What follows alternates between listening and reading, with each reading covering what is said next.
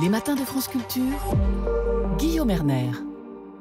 Le budget 2020 est examiné depuis hier à l'Assemblée nationale. Pour le contribuable, l'imposition sur le revenu devrait baisser à hauteur de 5 milliards d'euros d'après les chiffres avancés par le gouvernement. Dans le même temps, l'exécutif anticipe une hausse des recettes fiscales liées à cet impôt sur le revenu, une hausse des recettes estimée, elle, à 3 milliards d'euros. Alors comment, en payant moins d'impôts sur le revenu, les recettes pourraient-elles augmenter? Bonjour Éric Heyer. Bonjour.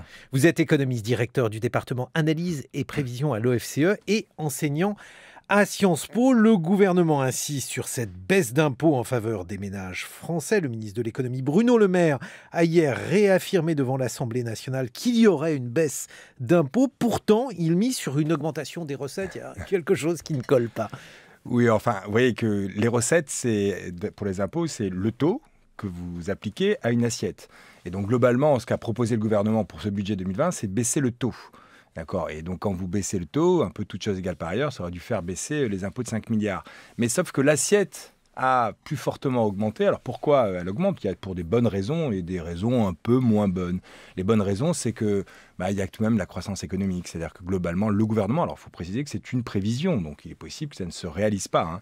Mais le gouvernement tape tout de même sur une croissance économique relativement bonne l'année prochaine, 1,3%, avec un emploi qui est dynamique, avec des salaires qui sont dynamiques, donc un pouvoir d'achat des ménages qui serait dynamique. Et plus votre pouvoir d'achat augmente, même si on a baissé le taux, ça fait augmenter les recettes. Donc ça, c'est plutôt le bon côté. Il y a des côtés un peu plus techniques à cette augmentation. C'est qu'on est passé au prélèvement à la source. Et oui, parce qu'en fait, c'est ça. L'idée, a priori, on pouvait croire que le prélèvement à la source ne changeait rien dans les recettes, puisque finalement, on modifiait le mode de prélèvement, mais pas le taux de l'impôt, ni, bien entendu, le nombre de personnes qui allaient y être assujetties. Qu'est-ce qui s'est passé, Éric Heyer? Bon, alors, il s'est passé que, globalement, on prélève toujours très bien l'impôt.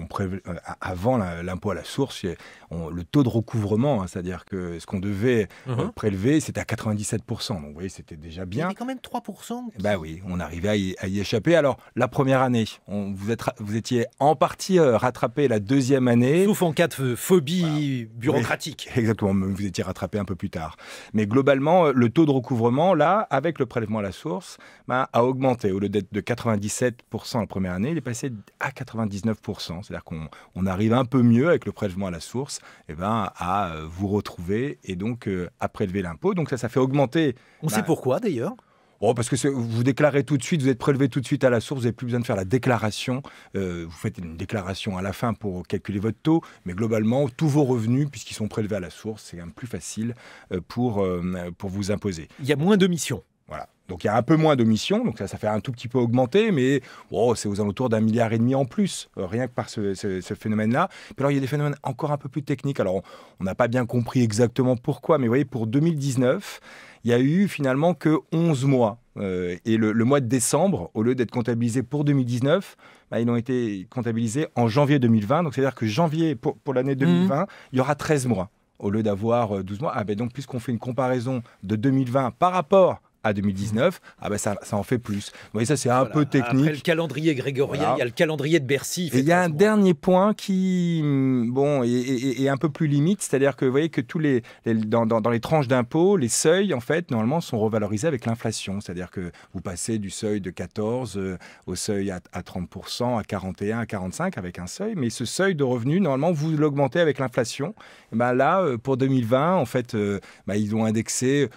Ils l'ont mal indexé. Donc globalement, plus vous gagnez, plus vous avez une chance de passer au seuil au-dessus et donc payer un peu plus d'impôts. Mais alors, c'est quand même très intéressant, Éric Heyer, parce que donc on comprenait mal en fait les justifications de ce prélèvement à la source. Et alors, a posteriori, on se rend compte que là, on a un avantage en faveur de ce mode de recouvrement de l'impôt. Était-ce prémédité ou bien est-ce un hasard heureux pour le gouvernement, Éric Heyer? Non, mais ça, on voyait dans les expériences des autres pays que globalement, lorsque vous faites un prélèvement à la source, vous avez notamment au cours des premières années une augmentation de cette assiette. Et donc, si vous ne touchez pas trop les taux, ça fait des recettes supplémentaires. Donc, c'était un peu attendu, peut-être pas autant que cela, mais c'était attendu.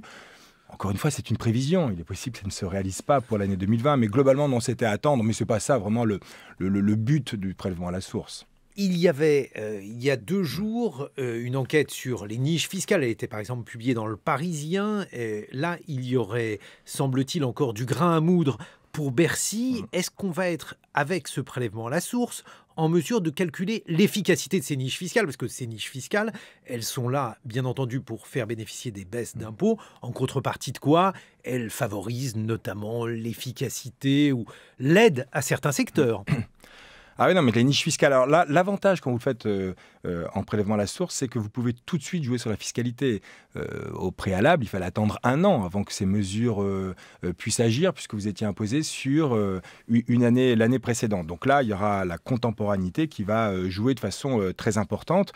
Mais il n'en reste pas moins qu'aujourd'hui, les niches fiscales, vous voyez, vous avez plus de 100 niches fiscales. Alors pour les ménages, ça représente aux alentours de pas loin de 40 milliards. Toutes ces niches fiscales ne sont pas forcément efficaces. Et donc, c'est un élément sur lequel le gouvernement veut agir. Mais attention, dès que vous enlevez des niches fiscales, ça va faire augmenter justement les recettes d'impôt sur le revenu et donc augmenter l'imposition. Et donc, le gouvernement est très ennuyé puisqu'il veut baisser les prélèvements obligatoires. Donc, enlever les niches fiscales, ça veut dire augmenter les prélèvements obligatoires. Et oui, parce que alors, du coup, le discours, à la suite de la crise des Gilets jaunes, il s'agissait de diminuer la pression fiscale. On voit que les rentrées augmentent. Qu'est-ce qui va se passer, Éric Heyer? Non, mais globalement, si on regarde que l'impôt sur le revenu, c'est un tout petit impôt. Hein. Souvent, les Français pensent qu'on est les champions du monde des prélèvements obligatoires, c'est-à-dire qu'on paye le plus d'impôts sur le revenu. Ben non. Si on ne regarde que cet impôt sur le revenu des personnes physiques, on est même le pays avec la plus faible recette. Sauf que c'est très concentré, cet impôt sur le revenu, sur quelques ménages. Et donc, ces ménages, eux, ont un taux élevé, mais globalement, les Français payent très très peu d'impôt sur le revenu par ce biais-là. Plus par la CSG, mais moins par l'impôt sur le revenu. Merci beaucoup, Éric Heyer. Je rappelle que vous êtes économiste et directeur du département analyse et prévision à l'OFCE.